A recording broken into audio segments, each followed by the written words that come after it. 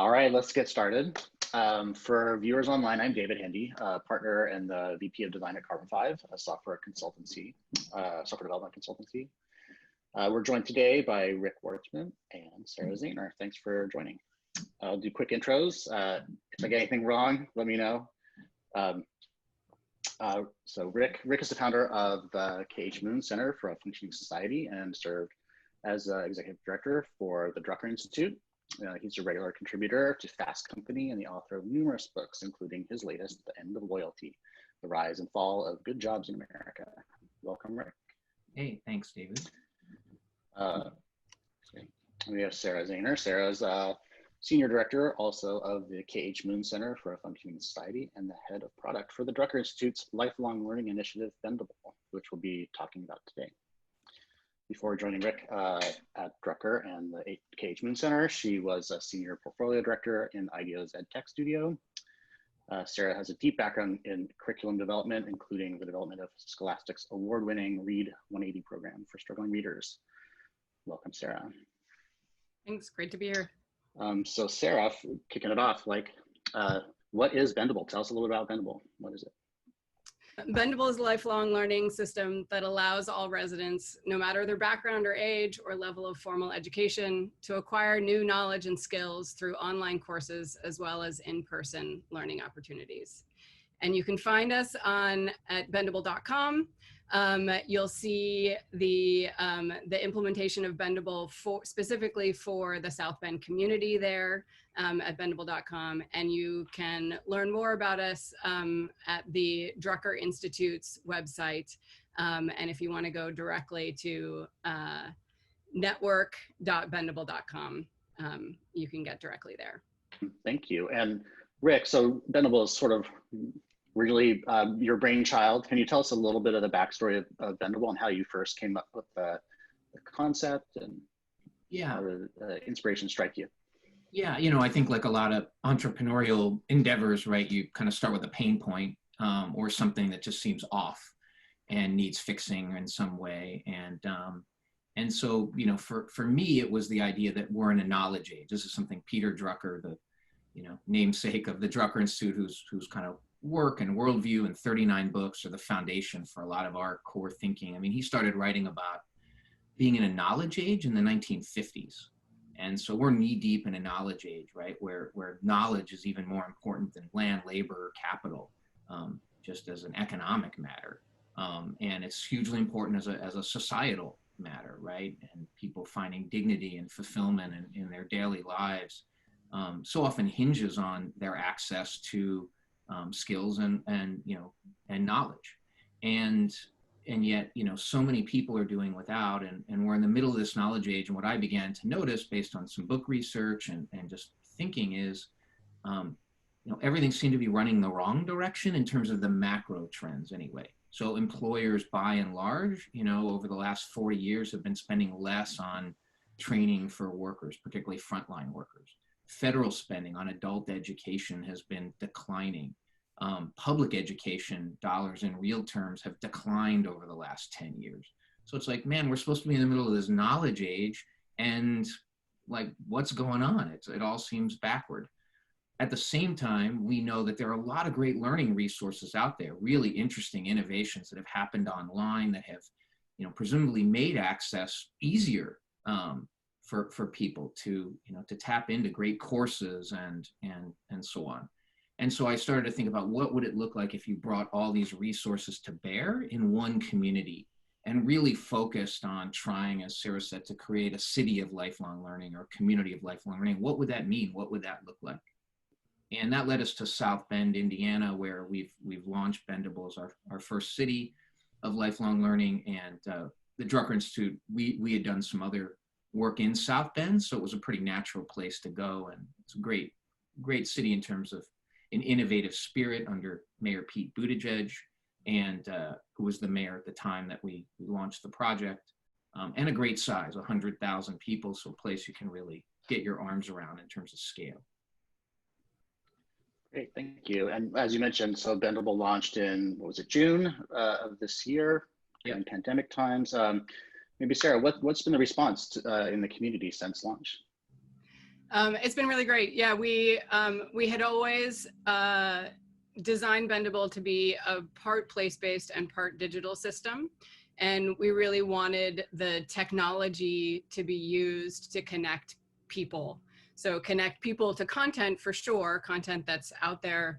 As Rick was alluding to, all of our national partners have this great content on the web, but also there are great resources for learning within South Bend. And part of what we really wanted to do with the technology was help to organize those resources and connect people to them, give them access to really valuable and relevant content, and really connect them to their own community.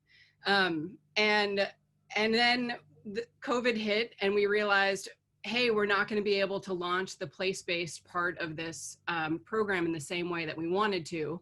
But we had a lot of really great design principles in our digital app that brought out that kind of feeling of belonging and community poweredness through the app itself. And so launching in COVID times has been super interesting, but we've been really encouraged by the response. And we've had, locally within South Bend, we've had over 8,000 unique visitors who have come to the site. 1,200 of those have returned for learning. More than 1,000 people have left Bendable and gone off to our partner sites to actually access learning experiences, which is actually the goal of our digital app, is to get you to leave and go do learning, and then come back and plan your learning and do more of it. And so we're really encouraged by the uptake in the community and the kind of organic use of Bendable, even without the support of the library branches and the in-person experiences that we are still planning to implement, just can't do right now. And David, I just add one thing. So as Sarah said, I mean, it's hard to know, and we spent a lot of time with an outside evaluation partner, FSG, trying to figure out, what's good look like how many people should be visiting the site, and it's pretty hard to benchmark, honestly, and really know. But they seem pleased, so we seem pleased with the uptake so far. I think what we're most excited about, which is really starting to take root now, is the use of Bendable by organizational partners, institutions across South Bend. And so, employers are starting to use Bendable to assign different courses that they can find on the site to their employees for learning and development. So it's become a mini L&D platform for example, Beacon Health, the big hospital system in town, as well as other employers. Classroom teachers are starting to use Bendable in the classroom to assign things to their students, or let their students explore the platform in some way and then use it, to report out or do group projects or that kind of stuff. The city parks department had a summer youth jobs program, and 89 young people went, and took 6 classes on Bendable as part of that experience.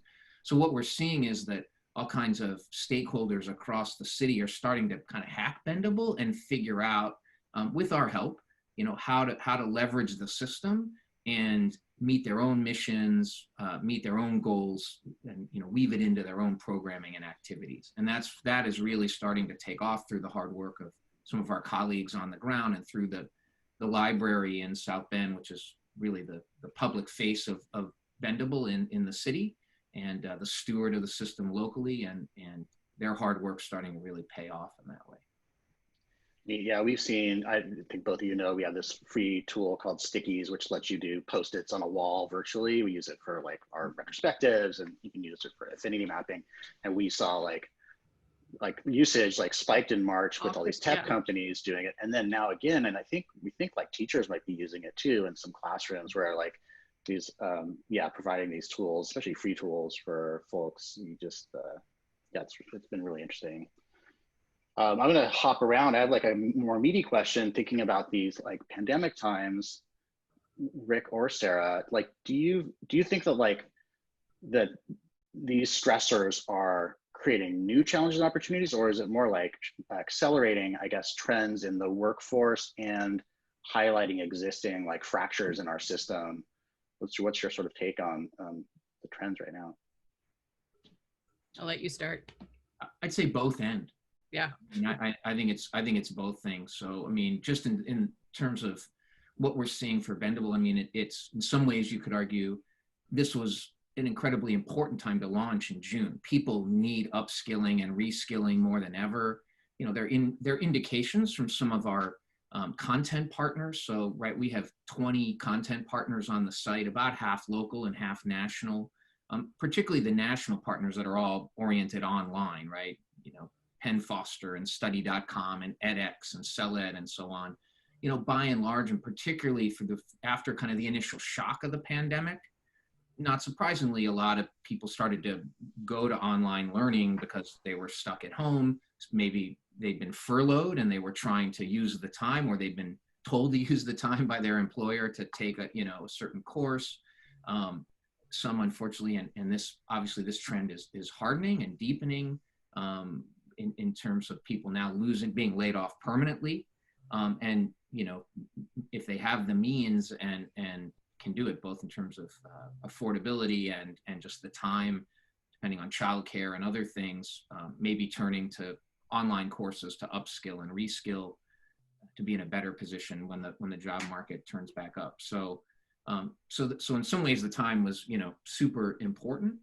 I think at the same time, as you say, the pandemic has exposed all these just deep fault lines in the system. You know, how precarious most people's economic lives are, how you know, institutional racism, how terrible it is, and you know, we see all of those things too through the eyes of the community that we work so closely with in South Bend. And the pandemic and the resulting economic turmoil has just made it harder for people to do anything, you know. So in some ways they need Bendable more than ever. And I'm sure some, because of the pandemic and the job situation, are plugging into it in a way maybe they wouldn't have.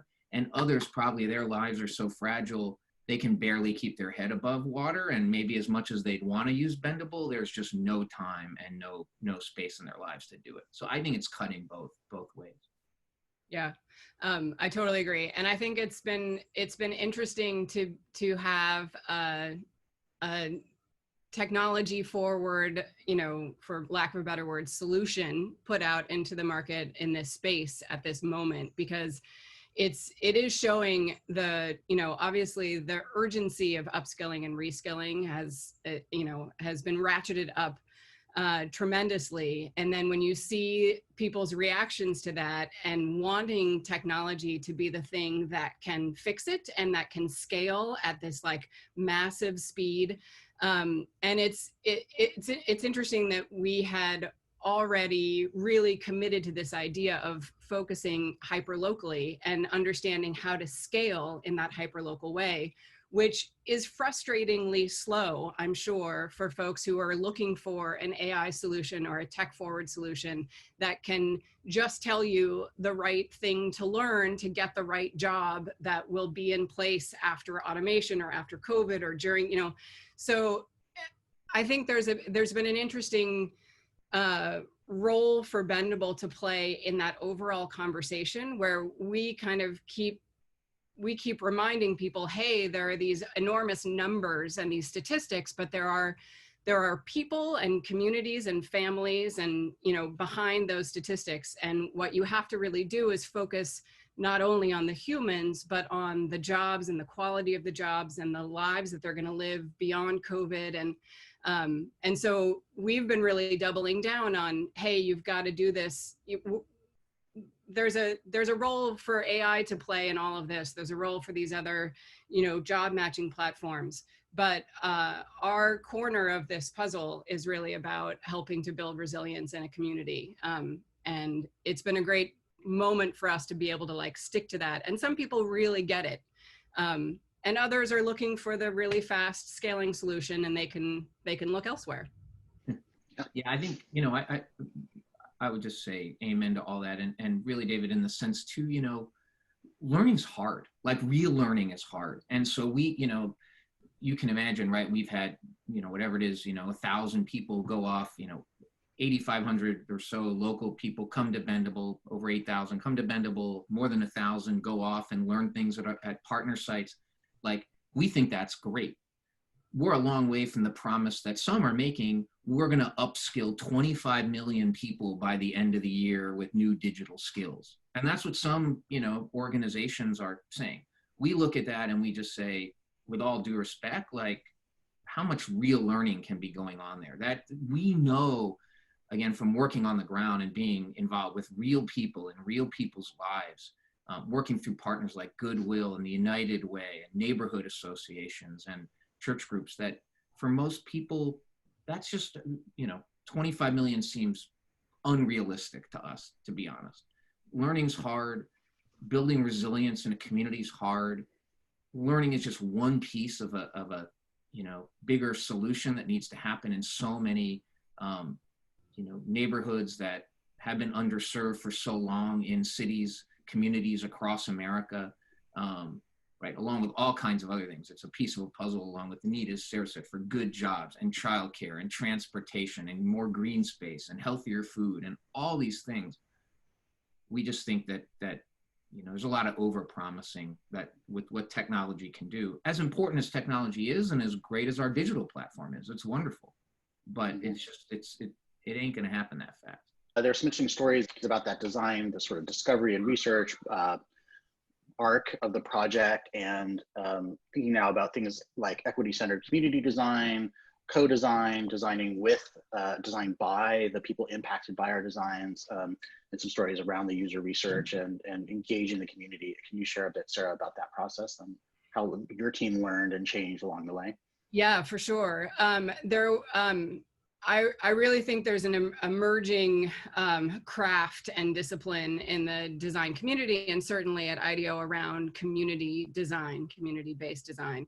And it makes an enormous amount of sense, and it follows through from human-centered design. And when you think about the way human-centered design and design thinking, and especially at IDEO, was initially applied to tangible products, engineering-based products that you can touch and feel, and you can create the Apple mouse that's designed with the human who's going to use it at the center of that, and then taking those principles and kind of moving that onto service design, and then eventually kind of even at a more abstract level, taking those principles and applying it to systems design. And then when you're trying to reinvent systems or rethink systems and create ecosystems of people who have to actually be working together to make change in people's lives or in a community's life, it makes sense that you think about not just the individual humans who are going to touch and feel a product, but the actual community that's going to have to be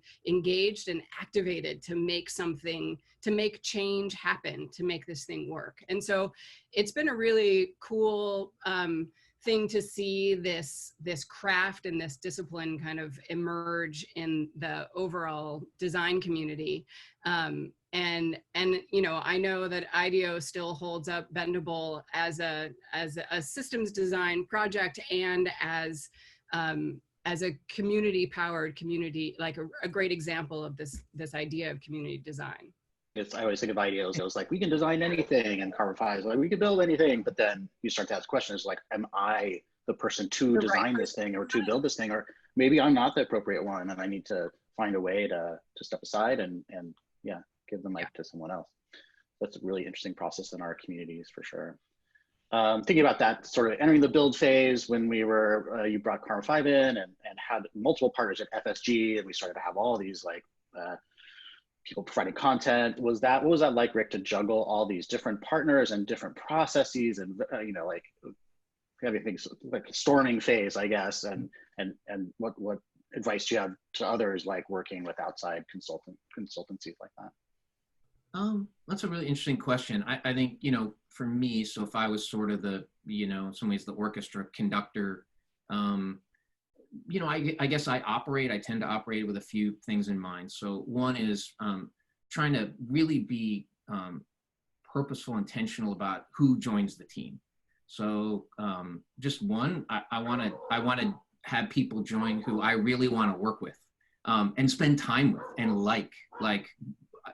who I, can see becoming friends, at least through the project, if not forever, because we're going to spend an awful lot of time together, and you really want to deeply like people and click with them in all those intangible ways. So that was hugely important, actually, in the selection of all of our partners for me. And then I think just as a management style, I do this internally at the Drucker Institute with those I lead, or, and that is just to be super transparent. So I really want to bring everybody in, and then you're on the team, and, there's a lot of, I over communicate, if anything, which I think is really important. I genuinely want everybody's input. It's not I try and balance, listening with also leading. I mean, not that you can over listen, but sometimes I think consensus can actually be overrated. You do, as a leader, need to make decisions, but after you've genuinely listened and gotten input from everybody, then your job is to synthesize that stuff and come to the best decision you can, knowing you may not have full consensus or perfect consensus, but then if you lead the team right, you can then, you bring in everybody along, and they know they've at least been heard, because they really have been heard, and you've taken all that into account. And so, I think that's the way we approached it. And so, again, just try to have incredible visibility to all pieces for everybody. So, an important part of that, for example, was bringing the C5 team to South Bend to go on the ground and just meet people and understand the full context of, right? You were designing, you were doing the software, but you needed to, get on the streets and really, and understand the project fully and be exposed to all that. I think those kinds of things are invaluable. Yeah, I'm thinking about these pandemic times when we're all sort of stuck at home, and in a way, Bendable, the organization, is a hyper-local thing, right, and an in-person thing. But then as an org, you've also always been distributed. We had Ryan and always, he was remote developer, and we had the LA and SF kind of split in the team. So what is the culture of your organization like, and what advice do you have for the people starting, creating new relationships with your team members remotely, and how you kind of nurtured a culture of the Bendable org amongst all these players and your teammates?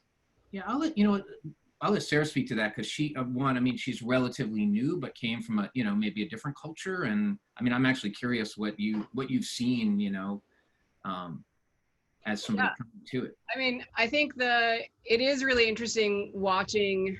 Bendable was essentially designed and developed via consultant, which is kind of something you don't want to do for a product, but was exactly what needed to happen, especially for this thing that was a philanthropic initiative. And we've, even as the teams are, often philosophically aligned, and the personalities mesh, and there are still the interesting logistics of dealing with different teams and different organizations, even staffing models. It wasn't, we had to understand things like, how are we going to hand off design, from IDEO to Carbon 5, and how do we understand how to integrate across those things, and bring Carbon 5 members into the project space at IDEO. And I think we were really, we were taking a page from the way that IDEO always collaboratively works, but the tone that had been set by Rick, and that I have found at the Drucker Institute in general, is just this. It's kind of like a constant team building exercise, where you're like, hey, we are all partners in this common goal. And there are times when logistically you need to have a kind of client consultant relationship, but it never felt that way from the very beginning with Rick. It was like he was building this team, and that we were all partners in it, and that people's voices were heard. People were having the on the ground experiences that brought them into the kind of feeling of the family. And it actually does feel like there is a family-like quality to the team dynamics where you're like, hey, we've joked about getting bendable tattoos or whatever, but it really is this moment of like, yeah, we are bonded on this common goal, and we all feel really good about the thing that we're creating and putting into the world. And so it's not just the mission drivenness of it, and it's not just the project-based team dynamics of it. It actually feels like people are personally and professionally invested, and that we all like each other, want each other to succeed, and want the whole thing to succeed. And so at any given moment, you're figuring out how you can give somebody a voice, or have them step up and present something, or how do I support them, or how do I get through this sticky situation. And it never feels like you're having to shield anyone from anything. It never felt like we couldn't tell Rick things, and we always knew that he would tell us everything. So there's this great kind of communication and team feeling. Those are two things that I noticed from my seat was they were sort of tactical. One was the weekly share out email to all the partners, kind of like the week of Bendable. And when you have so many partners, feeling heard, or actually being heard, is one thing, and then realizing that you've been heard by having this like moment of like everyone sees this email, which is really great. And then also sort of like bigger like fanfare roadshow moments, like monthly cadence, or maybe every other month, like everyone getting together in person when it was possible, and now like over Zoom of like, here's where we're at. And it gives a moment for all these partners that may have participated early on or periodically to kind of have that moment of like, oh, the vibe is still there, and just get that feel back. Yeah, great. Rick, you were gonna say something. Yeah, I was gonna say two things. I think one is just, to me, it all comes down to trust and building trust and having it be genuine. And what trust allows is for the hard moments. So, right, if this, anyone watching this thinks, oh, this sounds so kumbaya. I mean, it mostly was, but there were some really hard moments, right? Yeah. There were moments where, I had to tell IDEO. I remember the first kind of demo that you guys did, the first really big kind of putting all the pieces together. And, I was like, nope, I don't like this. And here's why I don't like it. It's too workforce oriented. It's not, the learning's not broad enough or whatever. And you can do that because everyone knew by that point, because of all the things you're talking about, David, process things and that everyone really had been heard, and there'd been genuine respect, and that allows for candor. And so everyone knew there was nothing personal in any of what I was saying. It was all about our shared goal of making, the lifelong learning system, I don't even think it was named Bendable then, as good as it could be. And when everyone knows that, it takes away anything like I'm being attacked personally, or this is, it diffuses all of that, and it's all for the common good. And so, and we had some hard moments, right? At Carbon 5 around, pace of the project, or, this and that, but we were able to do that because, David, you knew, right? I really respected you, and I respected Carbon 5, and I respected everyone on that team, and I really valued what everyone was bringing. But, hey, this part isn't working for me. And, and I'm paying you a lot of money. So let's go faster. Let's do this. And you, I think, knew like, yeah, I wasn't, attacking or anything like that. Like, we got to figure this out together. And so I think that's super important. And then the only other thing I would say is, hopefully for anyone trying to manage a project like this, it really is helpful to be in non-COVID times, because so much of the trust building and just the getting to know you stuff is so important. So, I spent a lot of time in San Francisco at IDEO just hanging out.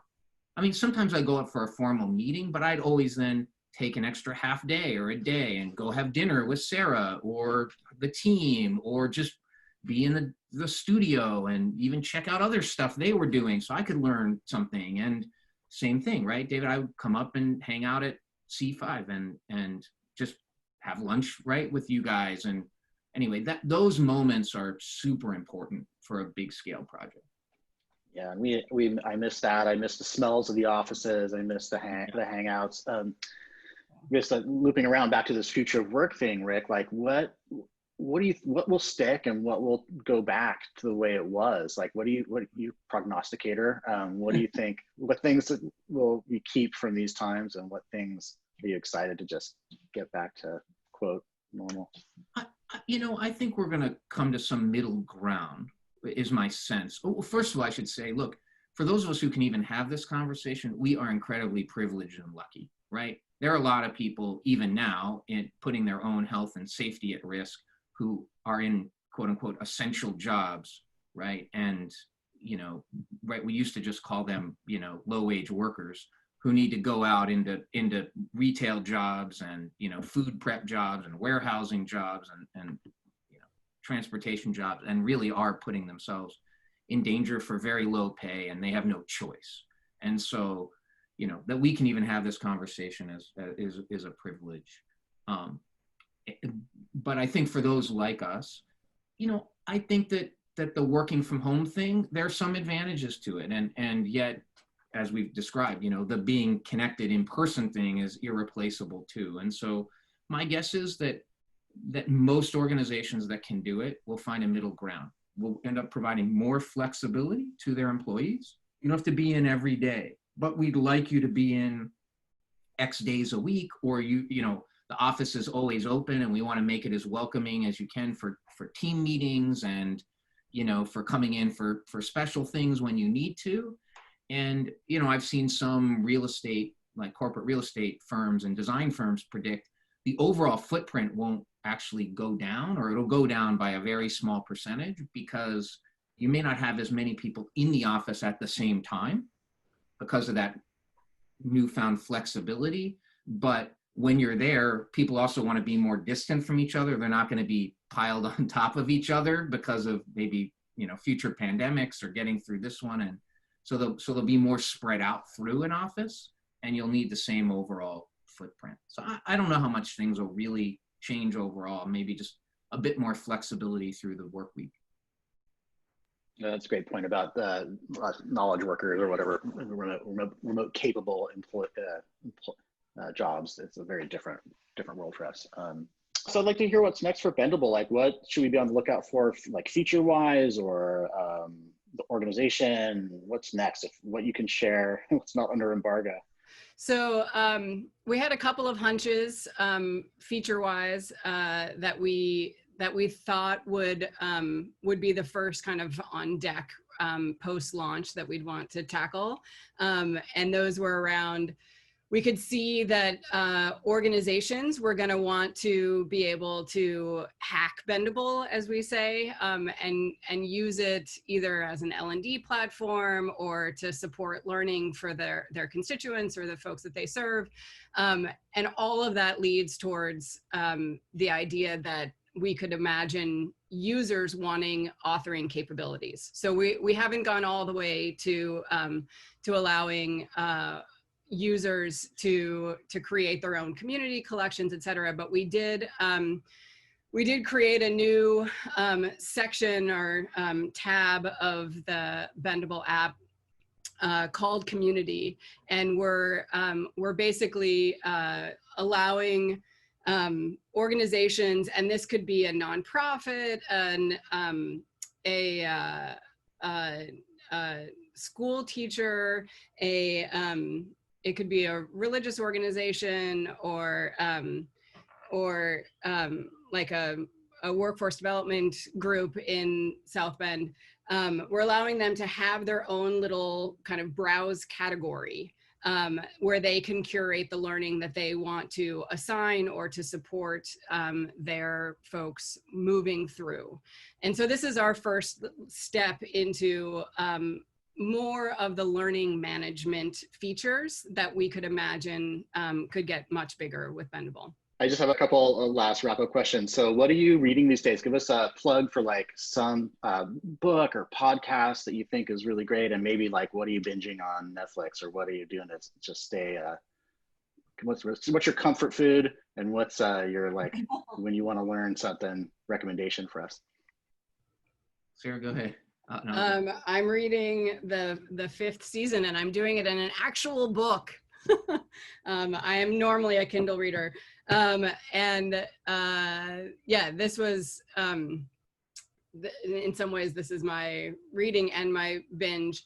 I just learned that the three body problem, also kind of like science-based science fiction, is going to be turned into a Netflix series, and it's from the producers. The producers of Game of Thrones are making it. So I was like, so that's what I will be binging when it's out. Yeah, I have definitely been reading fiction in my unplugging time. Yeah, I feel like there's a balance. The mental health balance is requiring me to do my news and blog and listening time during kind of daytime hours, and then when I unplug, I've got to go fiction because I'm having a hard time with the realities of the world. Yeah, it's neat. The N.K. Jemisin is awesome, and that book is I can see how it's both escapist fantasy, but it's also like super topical with like, oh, it's incredible change, death, weather. Yeah. I had a hard, I mean, it's dark and she's amazing and the writing is beautiful and it carries you through, but the kind of dystopian, the societal and cultural undertones are all exactly right for right now, but I get to disengage from it being actually reality. Yeah. How about you, Rick? Let's see, reading a book called Accountable, which is a lot, not very light, but it's actually really well written and fast paced. It's written by Michael O'Leary and Warren Valdmanis. They're two social impact investor types, and it's about how capitalism needs to change to accentuate, the good parts and get rid of a lot of bad parts. Kind of in the spirit of, this move to stakeholder capitalism from shareholder capitalism. Anyway, it's really well done. And then I'm reading a book, I think it's called The Water Museum. It's a book of short stories. So yeah, at night, that's my way to sleep, and which is nice. And then binge watching, let's see, my wife and I, we just did Mr. In Between, which is a cool show, kind of dark, actually quite dark, but also really interesting, about a hitman, but who also is a loving father and taking care of his brother who has health issues. So it's, anyway, he was a complicated character, and you end up, rooting for the hitman, which is weird. And then the NBA, definitely been binge watching a lot of playoffs right now. My Lakers are still rolling, so. You're pretty active on the socials. Where can people follow you? Yeah, so I'm at R. Wartzman on Twitter, and I do tweet a lot about work stuff and future work and learning things. And I try and stay in my lane. So that's pretty much what you'll see me tweet about. And I write for Fast Company regularly, in addition to the books I do. So yeah, and I post the pieces that I write on Twitter as well. So it's a good way to track all that if you're interested. And then the only other last thing I'd say is, in terms of where Bendable's going, I wanted to mention this, we are looking now to expand to new cities. So we're in conversation with about a half dozen or so different communities around the country that are, pretty ongoing conversations at this point, getting serious about maybe bringing Bendable to those places. And we'll see, but, we'd love to launch in a few more places in 2021, and we're working hard to try and make that happen. Great. So everyone out there, reach out to Rick and Sarah, get your city next in line on the platform. Yeah, absolutely. Well, I want to thank you both for the time, and yeah, thanks for the great insights that you shared. And thanks to you, our viewers, for joining us today. Again, if you'd like to stay up to date with what Rick, Sarah, and the team are up to, be sure to visit www.bendable.com. And be on the lookout for our next round of founder interviews at carbon5.com/events. See you all again next time.